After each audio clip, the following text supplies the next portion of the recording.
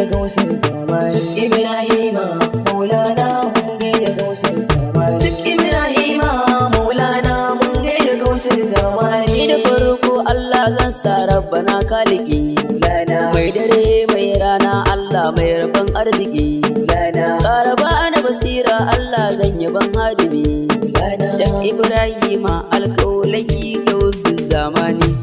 Ibrahima Maulana mun gaida gausin zamani. Sarkin waliyan Allah gausu gani nema kamilana don martabar ma'aikina ƙaramin lamani.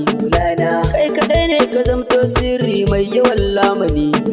Babban hadimin manzan Allah muna son ka ne Maulana.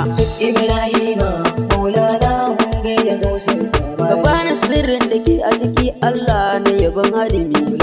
Gausu ya kere kowa gun yaban bashari. Haka ma gurin soyayya ya yi alƙawari. Ba ni na faɗa ba gausu ne sirrin zamani.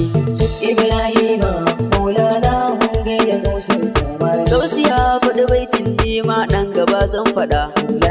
Wallahi ma fil qalbi hazzul ghairihi. Kun ji baitin da gausi ya faɗa ya kuma rantsuwa. To duk cikin kaunu wa zai ja da gausin zamani. Ibrahima Maulana mun gaida gausin zamani. Gausu mai babban suna ɗan Abdullah.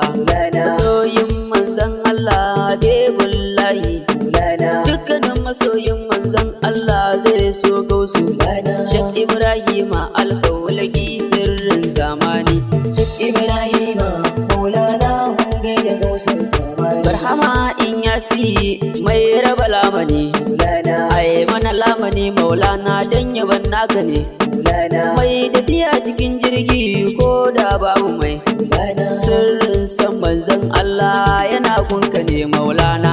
Ibrahima Maulana mun gaida gausin zamani. Mai tafiyar tasbihi babu kamar ya kai. Kullum cikin salatin manzo kai ka kadai da kai. Mai tafiya cikin haske ba ka jiji da kai.